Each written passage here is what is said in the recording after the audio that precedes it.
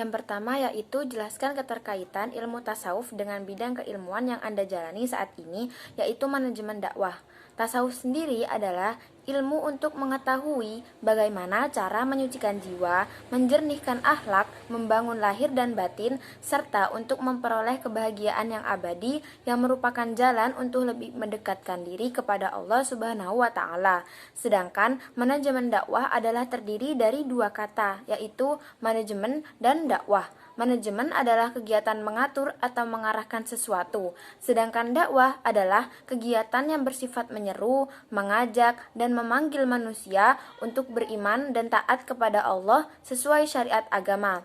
Nah, dapat kita lihat keterkaitan di sini bahwa diharapkan dalam kita melakukan atau melaksanakan kegiatan manajemen atau mengatur sesuatu tidak melupakan syariat atau ajaran Allah, dan juga dalam bermanajemen menggunakan kejujuran, akhlak, dan sabar serta tawakal kepada Allah, yang dimana akhlak, tawakal, dan sabar merupakan bagian dari ilmu tasawuf, sehingga antara ilmu tasawuf dan manajemen dakwah saling berkaitan dengan erat. Keduanya memiliki hubungan yang saling menguntungkan. Contohnya, saat kita melakukan kegiatan manajemen dalam berdagang, bukan hanya sekedar berdagang, namun juga memikirkan syariahnya, di mana tidak boleh adanya riba. Semua yang digunakan berasal dari hal yang halal, dan dalam melaksanakannya dengan kejujuran dan tawakal kepada Allah. Yang kedua adalah, menurut Anda, apa urgensi dan bagaimana menjalankan tasawuf di era modern ini? Menurut saya, urgensi atau pentingnya mempelajari tasawuf sangat besar dan banyak, apalagi di era modern seperti ini. Dalam era ini banyak sekali berita hoaks atau berita tidak benar yang berkeliaran di mana-mana. Fitnah juga sedang tersebar luas di luar sana, yang bisa membawa pengaruh buruk bagi diri kita sendiri maupun orang lain. Dengan menjalani tasawuf, kita insya Allah memiliki rasa waspada atau mawas, memiliki rasa roja dan khauf untuk melakukan sesuatu, sehingga tidak asal bertindak atau menyebarkan sesuatu dengan cepat tanpa tahu kebenarannya. Dan dengan tasawuf, insya Allah kita bisa menjadi lebih dekat dengan Allah, yang bisa membuat kita terjaga dari hal-hal negatif atau berita tak baik di luar sana. Dengan rasa khauf tersebut, kita bisa memiliki rasa takut kepada Allah dengan menyebarkan fitnah atau berita-berita yang belum pasti kebenarannya. Disinilah letak pentingnya tasawuf. Nah, cara melaksanakannya di era seperti ini mungkin butuh usaha yang lebih, mengingat banyaknya godaan di luar sana. Mungkin bisa diawali dengan melaksanakan dari yang mudah dulu, seperti zikir, sabar, tawakal. Zikir merupakan kegiatan mengingat dan memuji Allah, dan bisa dilakukan kapan saja dan di mana saja.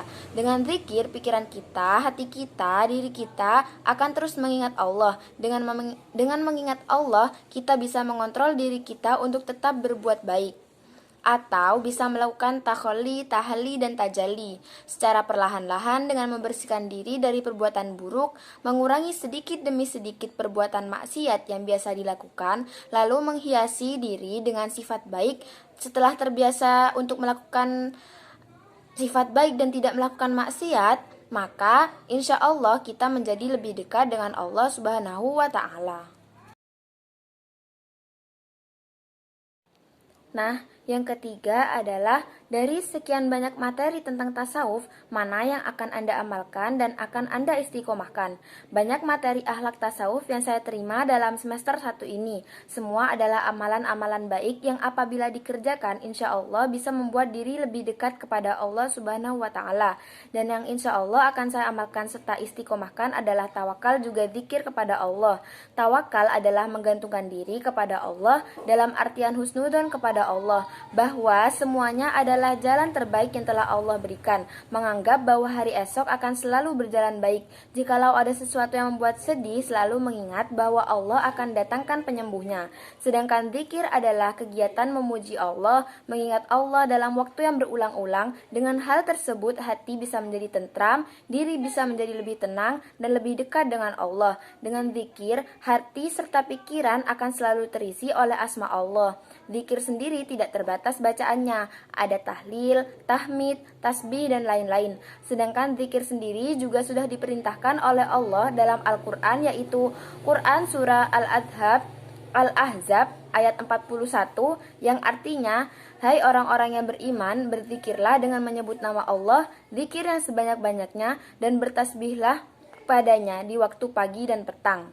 Dengan berzikir juga kita bukan hanya mencoba mendekatkan diri kepada Allah, tapi juga melaksanakan perintah Allah tersebut. Dan tawakal juga zikir adalah hal yang insya Allah bisa diistiqomahkan karena bisa dilakukan di mana saja dan kapan saja. Untuk yang keempat yaitu membaca istighfar dan sholawat sebanyak 1000 kali.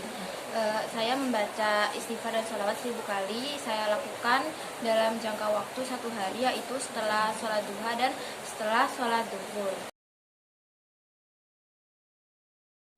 Video ini tuh suruh minta maaf orang tua, kan aku sering ngebantah, sering bikin suasana tidak enak, terus ya pokoknya sering bikin cermat gitu, jadi minta maaf. Kalau udah ada tugas ini kan aku gengsi tuh maaf, jadi aku minta maaf, terus minta doa juga, soalnya karena aku sudah besar, sudah apa ya, sudah ada kayak anak kecil, ya biar ada kayak anak kecil terus, kalau aku minta maaf juga.